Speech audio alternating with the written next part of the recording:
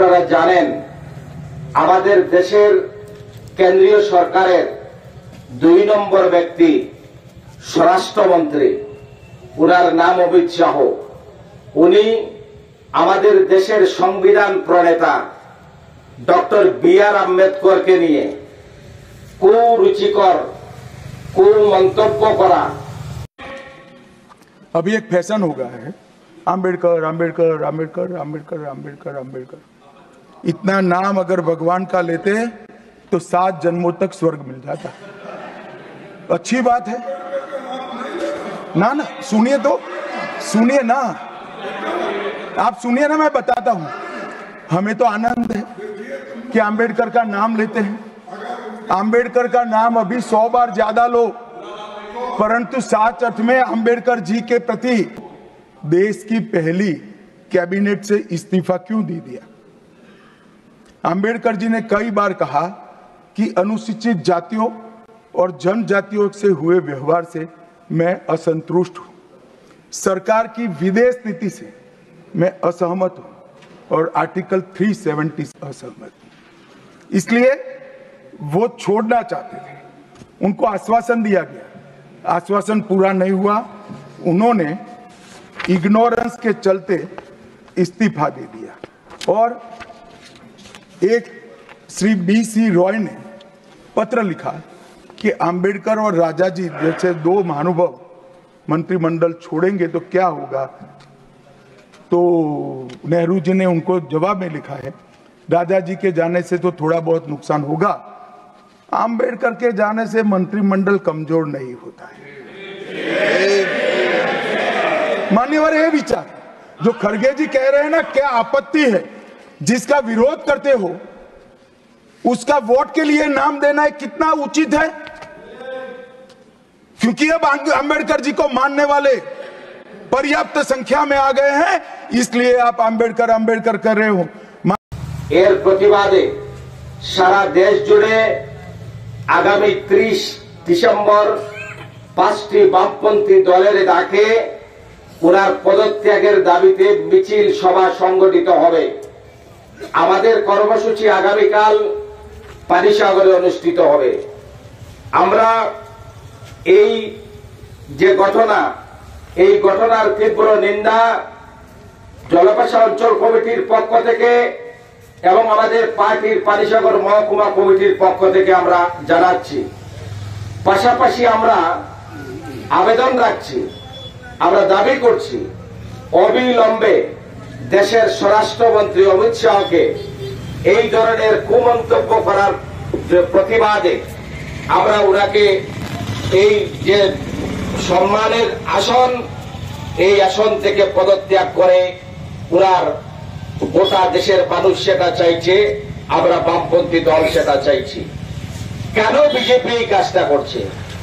এর পেছনে ষড়যন্ত্রটা কি আপনারা জানেন। তার দীর্ঘ ইতিহাস বললে সময় লাগবে। আমি সংক্ষিপ্ত পরিসরে কয়েকটা বিষয় শুধু আপনাদের সামনে বলতে চাই। আমাদের ভারত যখন গরিব ছিল আপনারা জানেন, দেশ স্বাধীন হওয়ার পর দেশে 1947 সালের 15ই আগস্ট আমাদের ভারতবর্ষ স্বাধীন হয়েছিল। তার পরবর্তী সময় 1950 সালে দেশের সংবিধান রচনা হয়েছিল। ভারতবর্ষে এক এক করে দিল্লিতে কেন্দ্রীয় সরকার প্রতিষ্ঠিত হয়েছিল। আমাদের দেশ তখন গরিব ছিল। আজকের তথাকথিত বিজেপির শ্রেষ্ঠ ভারতের চেয়ে তারা বলে গরিব ছিল। আমি তাদের বলতে চাই, আমাদের ভারত যখন গরিব ছিল তখন আমাদের দেশে স্কুল হয়েছে, কলেজ হয়েছে, ইউনিভার্সিটি হয়েছে, মেডিকেল কলেজ হয়েছে, এই ধরনের কাজ হয়েছে। আজকে বিজেপির ভাষায় আমাদের এক ভারত শ্রেষ্ঠ ভারত, এই বিজেপির 10 বছর শাসনে আমরা কি লক্ষ্য করছি? আমরা লক্ষ্য করছি আমাদের দেশের শিক্ষাকে বেসরকারীকরণ করা হচ্ছে। নতুন একটা কলেজ হচ্ছে না, নতুন একটা ইউনিভার্সিটি হচ্ছে না, নতুন একটা মেডিকেল কলেজ হচ্ছে না, শুধু শুধু স্লোগান স্লোগান স্লোগান। আমরা তাদের বলতে চাই বিজেপি যখন সরকারে ছিল না তখন আমাদের দেশে ডাক্তারি ইঞ্জিনিয়ারিং পড়তে গেলে 5 থেকে 10 লক্ষ টাকায় ডাক্তার ইঞ্জিনিয়ার আমাদের দেশের সুসন্তানরা হয়েছে। আজকে এই 10 বছরে বিজেপি শাসনে আমাদের দেশে একজন ডাক্তার তৈরি হতে গেলে 1 কোটি টাকার প্রয়োজন। এটাই হচ্ছে আমাদের শ্রেষ্ঠ ভারত, এটাই হচ্ছে শ্রেষ্ঠ ত্রিপুরা। এমনকি এমবিএ ইঞ্জিনিয়ারিং এই ক্ষেত্রেও এই সমহারে আমাদের টাকা দিতে হয়। আমরা কি লক্ষ্য করেছি, দেশে যখন বিজেপি ছিল না সেই সময় আমাদের দেশের উন্নয়নের জন্য গোবর গোমূত্র সেবন করতে হতো না। আর আজকে এই 10 বছরে আমরা কি লক্ষ্য করছি, এই বিজেপি আজকে নাকি গোবর গোমূত্র উন্নয়নের মাপকাঠি, উন্নয়নের চাবিকাঠি, এটা আপনারা জানেন। দেশের বিভিন্ন জায়গায় এই ভিডিওগুলি ভাইরাল হচ্ছে। এগুলোও কি আড়াল করার জন্য এই মন্তব্য? আমরা লক্ষ্য করেছি আমাদের বিজেপি যখন দিল্লিতে ক্ষমতায় ছিল না আমাদের দেশে সংরক্ষণ প্রথা ছিল, চাকরিতে সংরক্ষণ, শিক্ষায় সংরক্ষণ, সুযোগ সুবিধায় সংরক্ষণ। আর আজকে বিজেপির 10 বছরে আমাদের দেশে সংরক্ষণ প্রথা প্রায় বিলুপ হতে যাচ্ছে। আজকে সংরক্ষণ নেই চাকরিতে, শিক্ষায় বা বিভিন্ন ধরনের ওই আমাদের সুযোগ সুবিধার ক্ষেত্রে। আজকে সব কিছুকে বেসরকারীকরণের নামে এই সংরক্ষণ আজকে বাতিল করতে দিতে চাইছে বিজেপি। এটাকে কি আড়াল করার জন্য?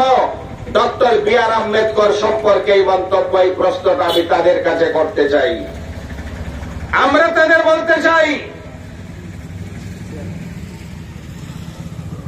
শিক্ষাকে বরবাদ করতে চায় বিজেপি। তার কারণ কি জানেন?